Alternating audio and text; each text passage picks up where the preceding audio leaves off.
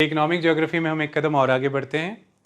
हम एग्रीकल्चर का chapter perform कर रहे हैं, जिसमें हम डिटर्मिनेंट्स ऑफ एग्रीकल्चर में अब टेक्नोलॉजिकल डिटर्मिनेंट्स पे आ चुके हैं। इसमें हमने पहला टेक्नोलॉजिकल फैक्टर स्टडी किया है सीड। हमने सीड का पार्ट 1 कंप्लीट किया, जिसमें जब हमने सीड्स डेवलपमेंट के बारे में स्टडी किया तो हमने 2019 का गवर्नमेंट के द्वारा जो सीड अमेंडमेंट बिल का ड्राफ्ट प्रिपेयर किया गया था वो डिटेल में समझा कि उसके प्रोविजंस क्या हैं। पब्लिक डोमेन में आने के बाद उस पर क्या ऑपोजिशन आई और क्या क्या रिकमेंडेशंस थी, उन्हें भी हमने लॉजिक से समझा। तो सीड के विषय में हमने टिल डेट अपडेट वहाँ से स्टडी कर लिया। हम सीड को आज के पार्ट में आगे फिर रिज्यूम करते हैं और हम HYV सीड्स पे वापस आ जाते हैं। हमने HYV सीड की चर्चा करते हुए ही ड्राफ्ट सीड बिल पर बात करनी शुरू की थी और अब हम HYV सीड्स पर, हाई यील्डिंग वैरायटी सीड्स पर वापस आ गए हैं। हमारा चैप्टर है एग्रीकल्चर, हम उसमें टेक्नोलॉजिकल फैक्टर्स पढ़ रहे हैं। पहली टेक्नोलॉजी सीड्स हैं जिसके बारे में हम बात कर रहे हैं और इसमें हम मेरिट्स ऑफ HYV सीड्स पर बात करेंगे।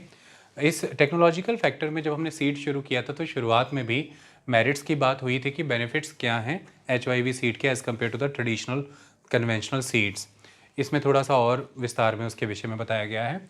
सबसे पहला जो मेरिट है, it is the HYV seed के बारे में, that it is suitable for use of fertilizers. ऐसा माना गया है कि ओल्ड सीड्स को जो अमाउंट ऑफ फर्टिलाइज़र्स दिया जाता था, उसी सेम अमाउंट ऑफ फर्टिलाइज़र को अगर अप्लाई किया जाए HYV सीड्स पर तो ये ओल्ड सीड्स के मुकाबले कई गुना ज़्यादा यील्ड प्रोवाइड करते हैं आपको।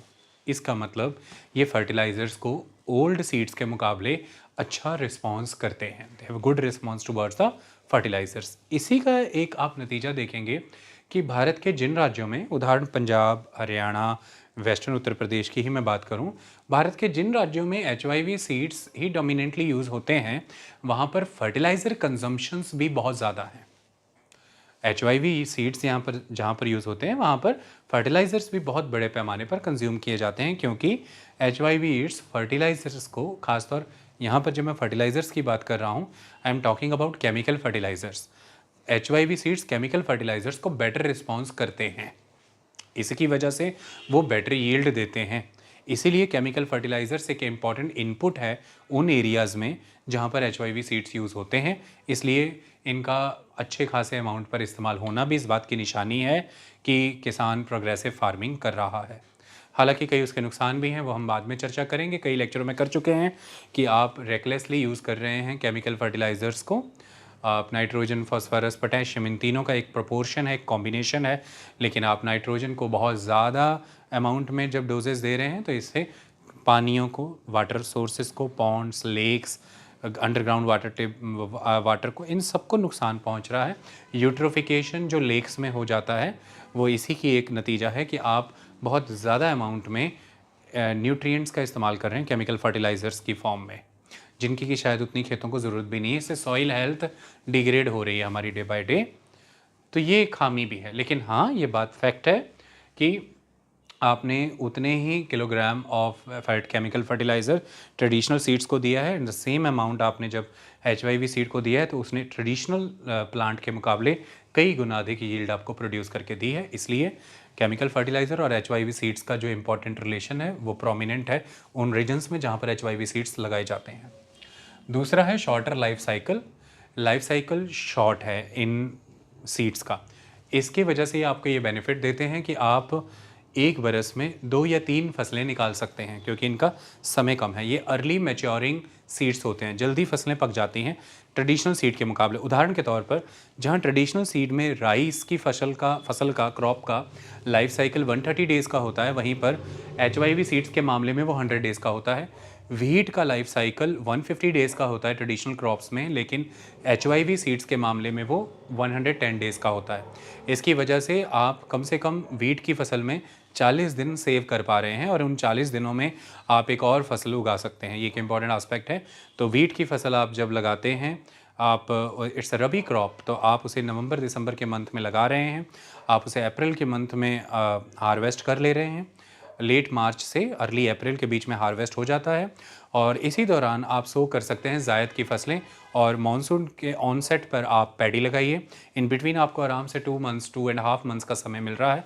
अप्रैल complete, May complete and June mid तक 10 जून को ही नॉर्थ इंडिया में मानसून्स का ऑनसेट होता है, तो आपको अच्छा खासा 2.25 या 2.5 महीने का समय मिल रहा है. You can have another crops as well. तो दैट इज़ द आस्पेक्ट.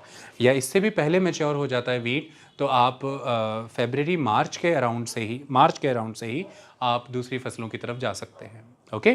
तो अर्ली मैच्योरिंग के कारण ये है कि आप 2 से 3 फसलें निकाल सकते हैं, आपका लैंड बेटर यूटिलाइजेशन होता है, उसकी बेटर वैल्यू आपको रीप होती है. तो this is the benefit of the high yielding variety seeds. Okay. that you will get more value from the same piece of land by growing more crops in a year, and that is the benefit for the farmer in context of income. Another aspect is the economical on irrigation. हमने ये पाया है कि HYV seed जो है वो जो amount of yield आपके पास आ रही है उस यील्ड के कॉन्टेक्स्ट में अगर हम देखें तो कम पानी कंज्यूम करता है as compare to traditional crop. मैं आपको समझा देता हूँ कैसे. देखिए, आप ये कहेंगे कि जहाँ पर HYV सीड्स यूज़ होते हैं वहाँ पर तो इरीगेशन बहुत ज़्यादा होता है. ये फैक्ट है. जहाँ पर HYV सीड्स यूज़ होते हैं वहाँ पर इरीगेशन बहुत ज़्यादा है, क्योंकि HYV सीड्स इरीगेशन पर ही बेस्ड हैं. लेकिन ये पूरा सीन नहीं है. पूरा सीन कब आता है कि आप ये देखें कि जो पर यूनिट ऑफ यील्ड है, क्योंकि HYV सीड्स के वाया पर एकड़ से या पर हेक्टेयर ऑफ लैंड से आप यील्ड इतनी ज़्यादा अचीव कर रहे हैं कि उस कॉन्टेक्स्ट में अगर आप देखें तो हर यूनिट ऑफ यील्ड के लिए जितना पानी लगा है वो ट्रेडिशनल क्रॉप के मुकाबले कम होगा, क्योंकि पर हेक्टेयर ऑफ लैंड से ट्रेडिशनल क्रॉप जो है same amount of water consume करके कम यील्ड दे रही है. लेकिन HYV yield per hectare unit को अगर हम कंसिडर करें तो सेम अमाउंट ऑफ पानी से ज़्यादा यील्ड प्रोवाइड कर रहा है आपको. तो क्योंकि अब वो ओवरऑल ही ज़्यादा यील्ड है, ज़्यादा इंटेंस फार्मिंग है, तो वो ज़्यादा पानी ले रहा है. पर जब उस total given amount of water to the crop को जब हम कंपेयर करेंगे total harvest that we have, जब इसको कंपेयर करेंगे तो पता लगेगा कि इस हार्वेस्ट के अमाउंट को कंसिडर करें तो ट्रेडिशनल हार्वेस्ट के मुकाबले ये कहीं ज़्यादा है इतने डोज ऑफ पानी के साथ. ओके. तो इसलिए ये इरिगेशन के मामले में ट्रेडिशनल सीड्स के मुकाबले ज़्यादा इकोनॉमिकल है. मतलब कम इरिगेशन पे ज़्यादा यील्ड देता है, ज़्यादा पैदावार होती है, कम पानी कंज्यूम करके ज़्यादा आपको फसल मिल रही है. ये एक खासियत है इसकी. Is that clear? Next is the employment. अब आप जब हाई यील्डिंग वैरायटी सीड्स इस्तेमाल कर रहे हैं तो आप एक बरस में, क्योंकि इसका शॉर्ट लाइफ साइकिल है, इसके कारण आप एक बरस में 2 से 3 फसलें उगा सकते हैं. और जब आप 2 से 3 फसलें उगा रहे हैं तो आपको किसी भी समय में आइडल नहीं रहना है, आपको बैठे नहीं रहना है. पहले ये हुआ करता था कि आपने रबी की फसलें काटी हैं, अब खरीफ की फसलें लगेंगी, इसके बीच में आप फ्री बैठे हुए हैं. अब 2 फसलें भी प्रॉपर हो जाएं ये भी क्लियर नहीं होता था. खरीफ की फसल तो बारिशों के आधार पर हो जाती थी, रबी की फसलों की क्लैरिटी नहीं रहती थी कि हो रही कि नहीं हो रही हैं. तो ऐसे में आप लीन सीजन्स के दौरान लंबे समय तक फ्री बैठे रह जाते थे. बट अब मल्टीपल क्रॉपिंग हो सकती है शॉर्ट लाइफ साइकिल के कारण, और वो शॉर्ट लाइफ साइकिल है due to the high yielding variety seeds. इसकी वजह से आप एक फसल काटिए, उसे हार्वेस्ट करिए, तुरंत अगली फसल आप लगाइए, उसे हार्वेस्ट करिए, तुरंत तीसरी फसल आप लगाइए. तो आप 2 से 3 फसलें जब एक साल के अंदर उगा रहे हैं in a one agricultural year, तो अल्टीमेटली आप ज़्यादा नंबर ऑफ पीपल एंगेज कर रहे हैं for the working of the land. आप फार्म ऑपरेशंस के लिए ज़्यादा लोगों को एंगेज कर रहे हैं. You can give employment to the more number of people. आई बात समझ में? So that is why high yielding variety seeds जो हैं वो एम्प्लॉयमेंट को सपोर्ट करते हैं. तो आप पंजाब, हरियाणा, उत्तर प्रदेश के क्षेत्र में देखें, हाई यील्डिंग वैरायटी सीड्स के कारण यहाँ पर घनी खेती होती है, ज़्यादा साल भर के दौरान अधिक खेती होती है. इसकी वजह से तमाम दूसरे राज्यों से एग्रीकल्चरल लेबरर माइग्रेट करके पंजाब, हरियाणा, वेस्टर्न उत्तर प्रदेश के क्षेत्र में आता है रोज़गार हासिल करने के लिए. Okay, because you are whole round the year busy with your farming operations, because you have many crops in one agricultural year. It is due to the usage of high yielding variety seeds as compared to the traditional crops. They were having long span of cycle, long life cycle होता था उनका. Next one is the easy to adopt. अब ये बहुत ready to adopt seeds होते हैं, बहुत आसानी से आप इन्हें अडॉप्ट कर सकते हैं. बहुत ज़्यादा ट्रेनिंग की, बहुत ज़्यादा टेक्नोलॉजिकल नॉलेज की आपको ज़रूरत नहीं होती है. अगर हम ध्यान से देखें तो देश भर में चाहे लार्ज स्केल फार्मर है, चाहे मीडियम या स्मॉल एंड मार्जिनल फार्मर है, इसे हल्की सी डेमोन्स्ट्रेशंस के बाद तुरंत इस्तेमाल में ला सकता है, उसे जानकारी हो जाएगी इन बीजों को इस्तेमाल करने की। बस एक चीज़ है कि अगर आप वीट के केसेस में देखें तो वीट के केस में अब क्योंकि शॉर्ट लाइफ साइकिल है, कम समय में पक जा रहा है, और वीट को पकने के दिनों के लिए धूप चाहिए होती है, और दूसरी तरफ वीट को बुआई के समय में हल्का कोल्ड वेदर चाहिए और ग्रोथ के दौरान भी ठंडा वेदर चाहिए। तो अब क्योंकि वीट का मैच्योरिटी साइकिल पहले से छोटा हो गया, 150 दिन से घट करके 110 दिन हो गया है, तो ट्रेडिशनल इतना एडजस्टमेंट फिर आपको करना पड़ेगा कि आपको sowing time, sowing season identify करना पड़ेगा। वो इसलिए कि अब अगर आपने इसको ट्रेडिशनल वीट सीड की तरह अक्टूबर में लगा दिया है, तो जो ट्रेडिशनल वीट की बुआई होती है, गेहूं की बुआई होती है, वो अर्ली अक्टूबर में हो जाती है। और मान लीजिए कि आपने इसको भी अर्ली अक्टूबर में लगा दिया, तो अक्टूबर का महीना पूरा, नवंबर का महीना पूरा, दिसंबर का महीना पूरा, 90 दिन तो यही हो गए। उसके बाद जनवरी के 20 दिन बीतेंगे, तो जनवरी 20 तारीख के आसपास आकर के 110 दिन हो जाएंगे। तो अब तो आप फंस गए, क्योंकि अभी नॉर्थ इंडिया की बात करें तो धूप, ठंड गई नहीं है, धूप इतनी तीखी नहीं है, फसलें पक नहीं रही हैं, पर बीज का मैच्योरिटी पीरियड आ चुका है, तो ऐसे में फसल ख़राब हो जाएगी। इसी के लिए फिर ये एडजस्टमेंट्स आपको करनी पड़ी, और वो एडजस्टमेंट्स कुछ इस मैनर में की गई कि अब आप अक्टूबर की शुरुआत में मत इसकी बिजाई करिए, नवंबर दिसंबर के अराउंड इसकी बिजाई होती है। तो ये जो गेहूं का बीज है, high yielding variety seeds, Punjab Haryana क्षेत्र की अगर आप बात करेंगे तो नवंबर दिसंबर के अराउंड बिजाई की जाती है। तो जब आप उसको सो करेंगे तो तब आप उसको 110 दिन के हिसाब से अब आप वहाँ पर देख लीजिए कि दिसंबर का मंथ गया, जनवरी का मंथ गया, फरवरी का मंथ गया, तो मार्च 20 के अराउंड आकर के पूरी अच्छे से फसल पक जाती है। और मार्च 20 अप्रैल स्टार्टिंग में ही आप देखेंगे किसान फ्री हो जाते हैं यहाँ पे काट वाट करके। वो तो बैसाखी मना रहे होते हैं ना अप्रैल में, तो बैसाखी मिड में आ जाएगी, जट्टा आई Baisakhi, you know that very well, नाच गाने चल रहे होते हैं। बाकी अब चलते हैं कि नहीं वो तो भगवान जाने, पर ये सब हो जाता है। पहले आप अक्टूबर स्टार्टिंग में लगा रहे हैं, तब जाके अप्रैल में काटेंगे आप 150 दिन। लेकिन अब अगर आप नवंबर दिसंबर में लगाइए और आपको जाकर के मार्च मिड से लेकर के अप्रैल बिगिनिंग में काम हो जाएगा तमाम आपका। आपको धूप वूप चाहिए वो वहाँ पे मिल जाएगी उस दिनों के दौरान।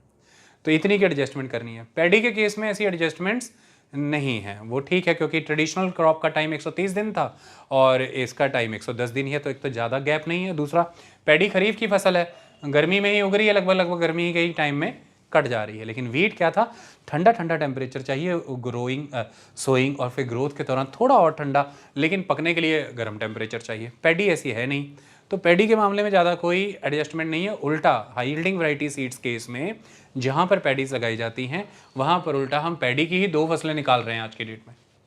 पैडी की 2 crops you can grow, okay. तो these are the benefits associated with the first one is the suitable for use of fertilisers, next one is the shorter life cycle, third one is the economical on irrigation, fourth one is the employment and the fifth one is the easy to adopt. इसकी इसी सभी खासियतों के कारण सरकार ने 2005-6 में centrally assisted scheme लाए कि ज़्यादा से ज़्यादा हाई यील्डिंग वैरायटी सीड्स की रीच बढ़ाई जाए किसानों तक और उसके यूजेज को फैसिलिटेट कराया जा सके। इसके तहत जितना भी इंफ्रास्ट्रक्चर बिल्डअप करना था उस इंफ्रास्ट्रक्चर को बिल्डअप किया कि सर्टिफाइड हाई HYV सीड्स लोगों तक पहुंचाए जाएं, कंपनियों को ऑन बोर्ड लिया गया, सर्टिफाइड सीड्स की प्रचुर मात्रा मार्केट में अवेलेबल कराई गई। जैसे उदाहरण के तौर पर दूर दराज के पहाड़ी इलाकों में ट्रांसपोर्ट सेक्टर को सब्सिडीज़ दी गई कि ये बीज उन पहाड़ी इलाकों तक ले जाएं आप, इसके लिए आपको हम सब्सिडी देंगे ट्रांसपोर्ट के खर्चे को वहन करने के लिए। इसके अलावा सरकारों ने HYV सीड्स पर सब्सिडीज़ दी कि पंजाब, हरियाणा, वेस्टर्न उत्तर प्रदेश के किसान इसे ज़्यादा से ज़्यादा अडॉप्ट करें। इसके अलावा फर्टिलाइजर्स पर सब्सिडीज़ ऑफर की गई, इंसेक्टिसाइड्स पर सब्सिडीज़ ऑफर की गई। और आज यही कहा जाता है देश भर में कि भाई इतनी रेकलेस सब्सिडीज़ देने के कारण ही ये नतीजा निकला है कि आपने रेकलेसली यूटिलाइज़ कर लिया फर्टिलाइजर्स। बट गवर्नमेंट का एजेंडा ये था कि तेज़ी से देश भर में HYV सीड्स का इस्तेमाल हो। क्यों?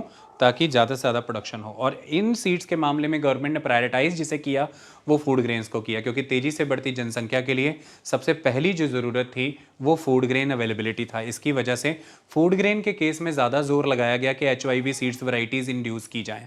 तो इसीलिए आज की डेट में भी आप देखेंगे तो HYV सीड्स का दबदबा, बोलबाला फूड ग्रेन्स के केस में ज़्यादा है। इसके अलावा भारत ने ये देखा कि हमें ऑयल सीड्स इंपोर्ट करने पड़ते हैं, तो जो दूसरा जोर लगाया गया वो HYV सीड्स के सिनेरियो में ऑयल सीड्स के केस में लगाया गया। लेकिन ओवरऑल जो डंका बचता है वो फूड ग्रेन्स का ही बचता है HYV सीड्स के केसेस में। So central government provided many different type of assistance, whether it is in the form of transport subsidies और whether it is in the form of breeder और certified जो किसान हैं उनको उगाने के लिए, कंपनियों को बनाने के लिए वहाँ पर कई सब्सिडीज़ दी गई। फर्टिलाइज़र सब्सिडीज़, इनपुट कॉस्ट की सब्सिडीज़, इलेक्ट्रिसिटी की सब्सिडीज़ प्रोवाइड की गई। जो भी चीज़ें HIV सीड्स की ग्रोथ में लगती हैं, चाहे वो फर्टिलाइज़र्स हैं केमिकल, चाहे वो इंसेक्टिसाइड्स हर्बिसाइड्स हैं, चाहे वो इरिगेशन है जिसके लिए ज़रूरी है पंप सेट, तो पंप सेट सब्सिडाइज दिए गए। और दूसरी सबसे बड़ी चीज़ की इलेक्ट्रिसिटी सब्सिडाइज दी गई। इसके अलावा फार्म्स हैं जो मैकेनाइज करना पड़ता है खेतों को, क्योंकि आप ये कह रहे हैं शॉर्ट लाइफ साइकिल है। इसका मतलब ये है कि आपको बिल्कुल ऑन टाइम सो करना है, ऑन टाइम हार्वेस्ट करना है। आपके पास समय नहीं है कि आप देर से बिजाई करें वरना फेल हो जाती है फसल। इसकी बिजाई का एक समय है, आपने वैसे नहीं किया तो ये फेल हो जाएगी। इसकी कटाई का समय है, नहीं किया तो फेल हो जाएगी, ख़राब हो जाएगी। ये बहुत ध्यान रखना पड़ता है। तो ऑन टाइम सोइंग है, ऑन टाइम ही हार्वेस्ट है। ऐसे में अगली फसल का बिल्कुल समय खड़ा है बिजाई का, आप धीमे धीमे हल्के हल्के नहीं चल सकते हैं। तो इसका तरीका यही है कि आप फार्म्स को मैकेनाइज करें, तो sowing and harvesting operations immediate हो, टाइमली हो, और अगला हार्वेस्टिंग के बाद नेक्स्ट सोइंग के लिए जो लैंड प्रिपरेशन होनी है वो भी टाइमली हो और नेक्स्ट सोइंग भी टाइमली हो। इसके लिए फार्म्स को मैकेनाइज करना, और फार्म मैकेनाइजेशन के लिए भी गवर्नमेंट ने अच्छी खासी सब्सिडीज़ दी हैं, आज दिन तक वो सब्सिडीज़ चल रही हैं। तो इस तरह से सब्सिडीज़ अलग अलग केसेस में पहुंचाई गई। उद्देश्य यही था कि हाई यील्डिंग वैरायटी सीड्स की कवरेज को बढ़ाया जाए, ज़्यादा से ज़्यादा बीज जो है हाई यील्डिंग वैरायटी के केस में लगाया जाए, ताकि देश के स्तर पर food grain production ample amount में हो जाए, कि फूड सिक्योरिटी हो जाए, कीमतें स्थिर हो जाएँ, प्राइजेस कंट्रोल हो जाएँ, और PDS के तहत डिस्ट्रीब्यूशन लोगों को हो जाए, गरीबी, भुखमरी और कुपोषण जो है वो टल सके। तो ये उद्देश्य था। लेकिन ऐसा नहीं है कि मेरिट्स हैं तो कोई कॉन्स्ट्रेंट्स नहीं है। There are many inbuilt constraints into the adoption of the new seeds. अब मैं उन कॉन्स्ट्रेंट्स के बारे में लिखता हूँ। देखिए नेक्स्ट हैं कॉन्स्ट्रेंट्स, है ना। देखिए जहाँ एक तरफ हाई यील्डिंग वैरायटी सीड्स के कारण देश को फूड सिक्योरिटी अचीव हुई, प्राइजेस में स्टेबिलिटी आई, फूड ग्रेन्स के इन्फ्लेशन को भी कंट्रोल करने में मदद मिली, पॉवर्टी, हंगर, माल न्यूट्रिशन, इन चीज़ों को दूर करने में मदद मिली। वहीं दूसरी तरफ ये इतना सहज नहीं था कि आप हाई यील्डिंग वैरायटी सीड्स को देशव्यापी स्तर पर यूटिलाइज़ कर पाएँ, क्योंकि बहुत सारी डिफ़िकल्टीज़ थी, बहुत सारी चुनौतियाँ थीं इन्हें इस्तेमाल करने को लेकर के, जो कॉन्स्ट्रेंट का काम करती हैं। वो क्या क्या डिफ़िकल्टीज़ थी उन्हें एक बार समझते हैं। सबसे पहले तो आ जाती है इरिगेशन।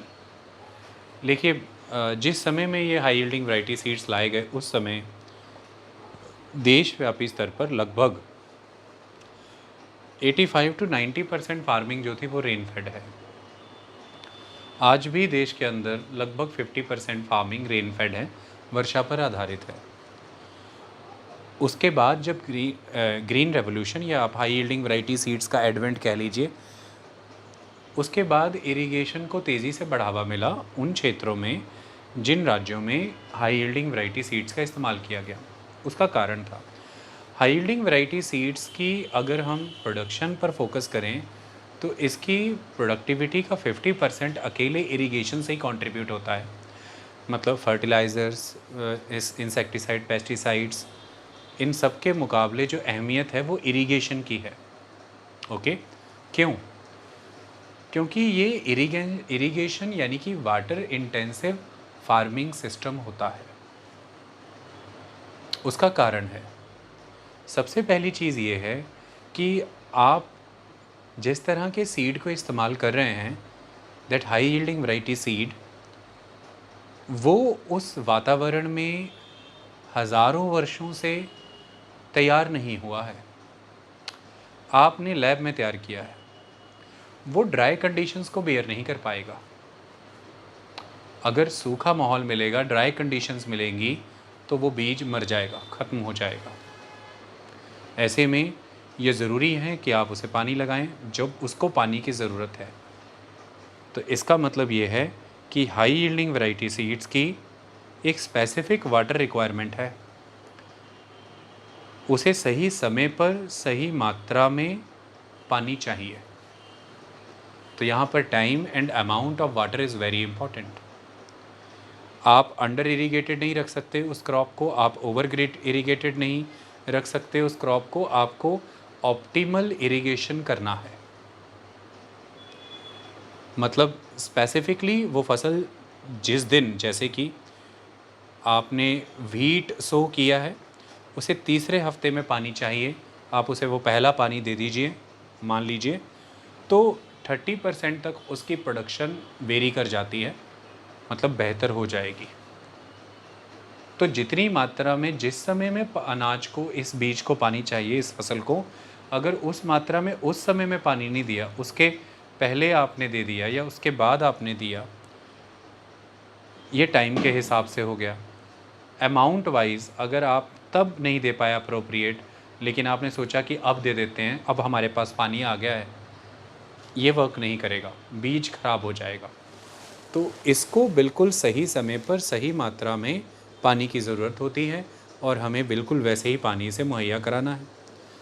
देश भर के स्तर पर मुश्किल से अगर देखें, जिन इलाकों में high yielding variety seeds popular हुए, पंजाब, हरियाणा, वेस्टर्न उत्तर प्रदेश में 2 to 3 मंथ्स का रेनफॉल होता है मुश्किल से ड्यूरिंग द मानसून सीज़न।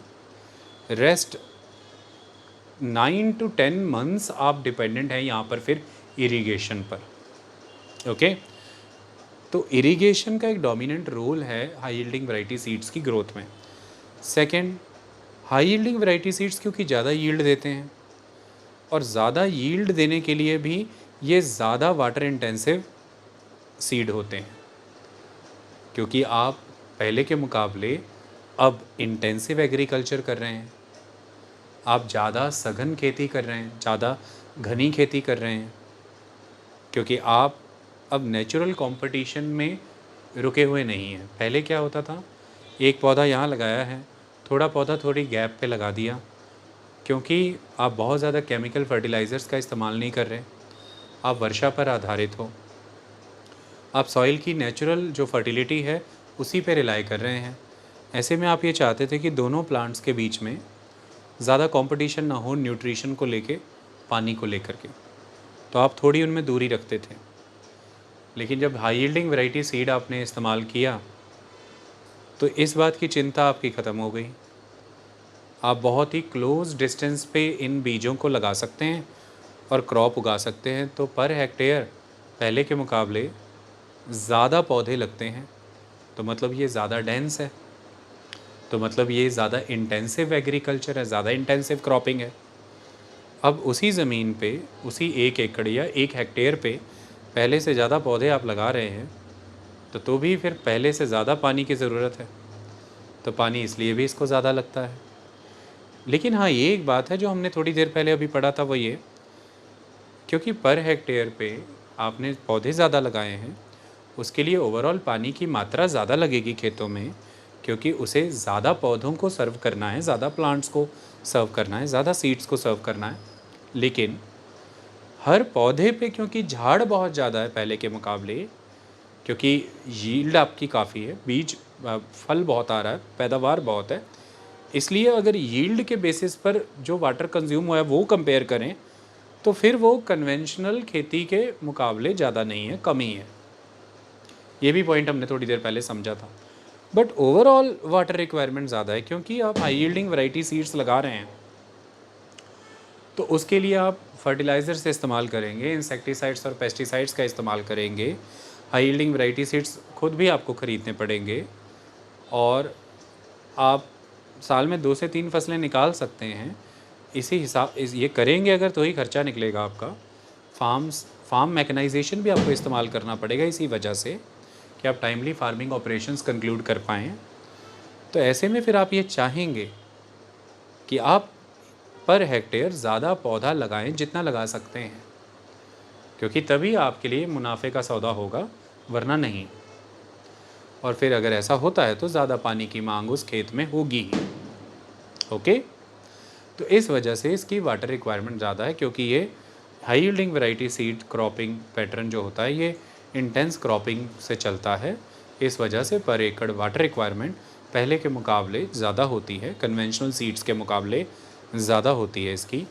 और फिर इसकी वाटर रिक्वायरमेंट बहुत ज़्यादा स्पेसिफिक है कि बिल्कुल सही समय पर सही मात्रा में आपको पानी चाहिए। इसीलिए ये सिस्टम ज़्यादा पॉपुलर हुआ जहाँ इरिगेशन था, चाहे कैनाल इरिगेशन है, वेल इरिगेशन है, पर ज़्यादा हिट इन एरियाज़ में भी ये वहाँ पर हुआ जहाँ पर पावर बेस्ड इरिगेशन सिस्टम था। मतलब आप या तो जनरेटर सेट्स का इस्तेमाल करें या इलेक्ट्रिसिटी का इस्तेमाल करें, switch on switch off irrigation system जहाँ पर था, यानी कि जहाँ पर आप पंप सेट्स का इस्तेमाल कर पाए, ट्यूबवेल्स का इस्तेमाल कर पाए, वहाँ ये ज़्यादा फेमस हुआ। और ये आपको नज़र आएगा पंजाब, हरियाणा, पश्चिमी उत्तर प्रदेश, वेस्टर्न यूपी में, जहाँ पर भी हाई यील्डिंग वैरायटी सीड्स ने सही अचीवमेंट्स अर्न की हैं, वहाँ पर आप जाएँ तो आपको दिखेगा कि ये जो ट्यूबवेल बेस्ड इरिगेशन सिस्टम है ये ज़्यादा प्रोमिनेंट है।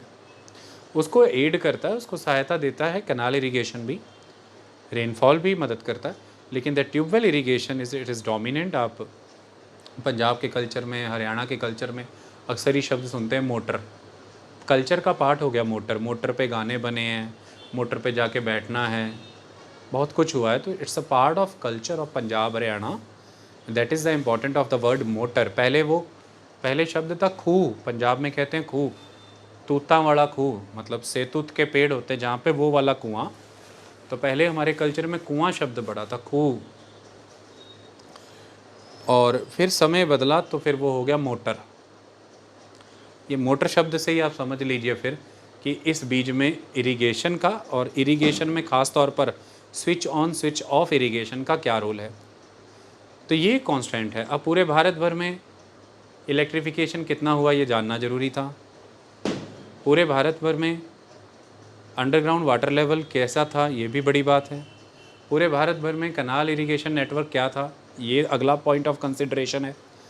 पूरे भारत भर में किसान की आर्थिक हालत क्या थी, किसान के पास जो लैंड था वो कितना कंसोलिडेटेड था, लैंड होल्डिंग का साइज़ क्या था, इन चीज़ों को देखना ज़रूरी है।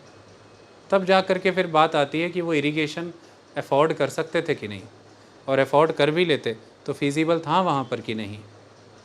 तो फिर ये पता लगता है कि शायद अभी भारत के बड़े भूभाग में पहला तो किसान ही में उतना सामर्थ्य नहीं कि वो ऐसा इरिगेशन अफोर्ड कर सके। दूसरी तरफ इंफ्रास्ट्रक्चर की इतनी भारी कमी है कि वो इरिगेशन नेटवर्क वहाँ बन पाना मुश्किल है।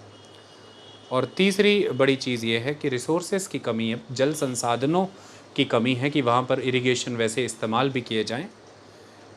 इस वजह से लंबे समय तक भारत में ये कुछ ही क्षेत्रों तक सीमित रहा है high yielding variety based modern farming method, जिसे आप ग्रीन रेवोल्यूशन कहते हैं, क्योंकि इरिगेशन एक मेजर इनपुट है इसका। और क्योंकि वो हर जगह उपलब्ध नहीं है, इसलिए इसने कॉन्स्ट्रेंट का काम किया है कि दूसरे क्षेत्र के किसानों ने, दूसरे इलाकों ने इस बीज को इच्छा होने के बावजूद भी अपना नहीं पाए। तो it's a constraint in that sense. Okay, next is the fertiliser. देखिए, आप जब कन्वेंशनल खेती करते हैं तो आप अपनी कन्वेंशनल मैन्योर है, काउ डंग का इस्तेमाल करते हैं, कंपोस्ट का इस्तेमाल करते हैं, ग्रीन मैन्योर का इस्तेमाल करते हैं। लेकिन बिल्कुल दूसरी तरफ अगर हम इस बीज की बात करें तो देखिए, इस बीज को छोटा रहना है। इसकी वैरायटी क्या है, it's dwarf variety. Dwarf variety है, मैंने आपको बताया। तो जो इसका तना स्टेम है, it is very very robust, very strong. Okay, क्यों? क्योंकि उसको विद स्टैंड करना है, बहती हवाओं के साथ भी रुके रहना है, गिरना नहीं है।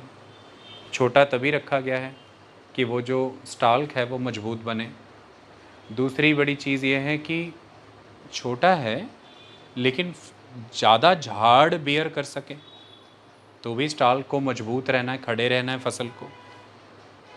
तो ज़्यादा झाड़ होल्ड करना, हवाओं को विदस्टैंड कर जाना, और कम समय में पकना, अर्ली मैच्योरिंग क्रॉप्स होती हैं, इसके लिए चौड़े बड़े पत्ते होना, ये सब कैरेक्टरिस्टिक्स तब वो पौधा ला पाएगा अपने अंदर जब अच्छी खासी उसको खुराक मिलेगी। और अगर हम इंडियन लैंड की बात करें, ख़ासतौर पर नॉर्दर्न प्लेन्स ऑफ इंडिया, तो जितने लंबे वर्षों से यहाँ पर हज़ारों वर्षों से खेती हो रही है, जो सॉइल की अपनी नेचुरल न्यूट्रिएंट्स हैं उसके, वो उतने मुकम्मल नहीं कि वो इतनी बड़ी मात्रा में इतनी इंटेंस क्रॉप की ज़रूरतों को पूरा कर सकें खुराक की। तो इसलिए ये नीड है इसकी कि केमिकल फर्टिलाइज़र्स इस्तेमाल किए जाएं।